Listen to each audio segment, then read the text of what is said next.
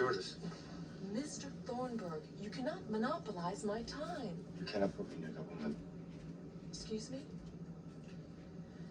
He means he's filed a restraining order against me. I'm not allowed within 50 feet of him. 50 yards.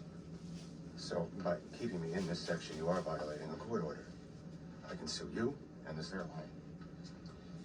That woman assaulted me, and she humiliated me in public.